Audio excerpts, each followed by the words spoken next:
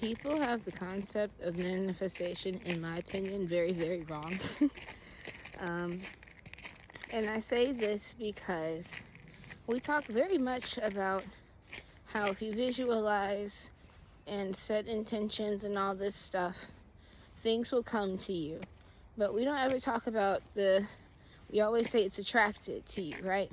We never talk about instantaneous action, instantaneous results. And I'm here to say that that's just possible. I do think that it takes a lot of mental willpower. But the line after you understand that we are genuinely the only ones who can control our lives, it puts you in a place where you can really seem to understand why we're here. And that sounds very ambiguous or whatever. But say, for example, you have a big company and you have crap, or like you treat your employees like crap, and you don't like that. So people, make a union or whatever. That's something where that's a manifestation that comes to you over time. And you want to know why? Because you put energy into it. When we put energy into things, the ultimate goal we're trying to do is to find happiness in whatever we're doing. I think people say love is the highest form of enlightenment, and I would honestly call that second tier maybe. Because ultimately, when you love someone, it's because they make you happy. Happiness is the highest form of self-mastery, self-enlightenment, and if you can shift yourself into a place like that and really lean in on not just your abilities, but your abilities to work with the universe, to work with God, to work with your own energy, to really fixate and channel that, it can do amazing things for you.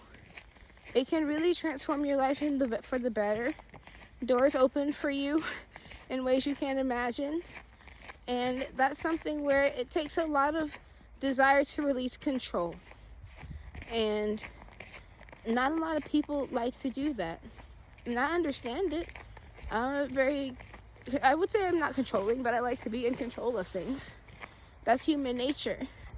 And I feel like that's why so many people struggle with their spiritual awakenings.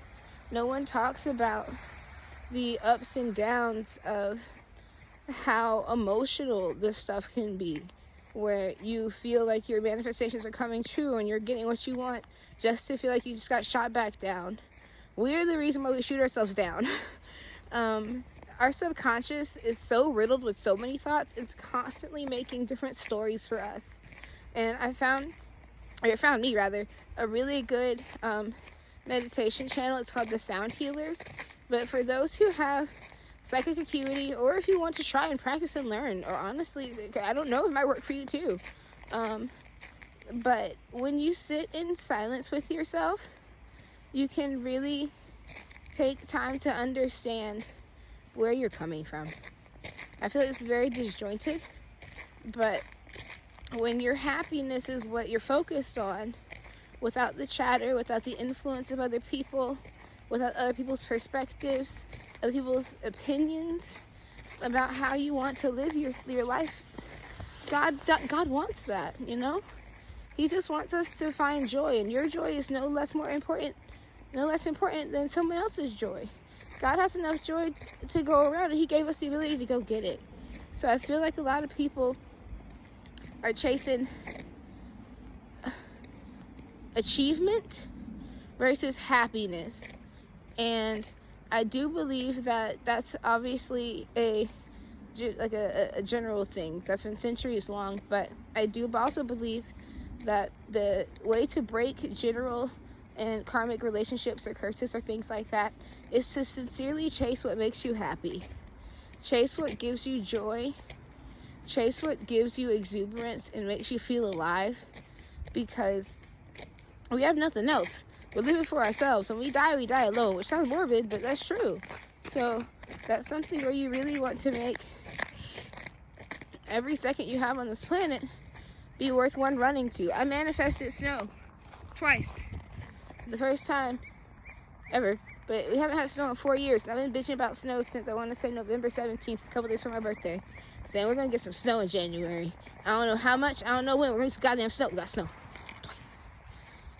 But genuinely, it's something where you just really have to lean into what makes you happy. Generational and karmic relationships and hexes and curses only stem from our inability to not realize that we can choose happiness for ourselves. It does not have to be a birthright. It is just a choice. It is a birthright, obviously, but people don't choose to understand that life can be blissful. You just have to be willing to release your grip on life. That sounds dark. Don't take it that way, but release your need to control every situation. Karmic and generational curses cause so much pain and mental stress, mental distress, and a lot of us continue to shoulder that because we don't know how to choose better for ourselves. We don't know what better means, what it looks like. It's scary. And this is me saying that even though it's freaky, just choose better. Choose happy, because happy is always going to lead you to better. You're 9 times out of 9, your insides are never going to lead you wrong. It's never going to dissuade you from what gives you your truth, because your gut's always going to tell you what your gut's got to tell you. And whether you choose to act on that determines your actions.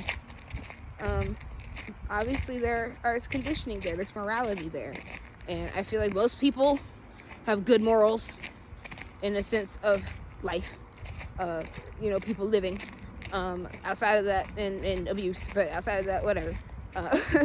My view on equality is equal disinterest, but I have a feeling that most people have relatively decent morals and deserve to choose the morality that makes them the happiest, as long as you're not hurting other people. That's where I'm at. I know this is kind of rambly, but just remember, generational and karmic curses and hexes are because of our inability to realize we deserve happiness. We deserve it. It's ours already. We just go get it. Honestly, just choose to have it. Okay, bye.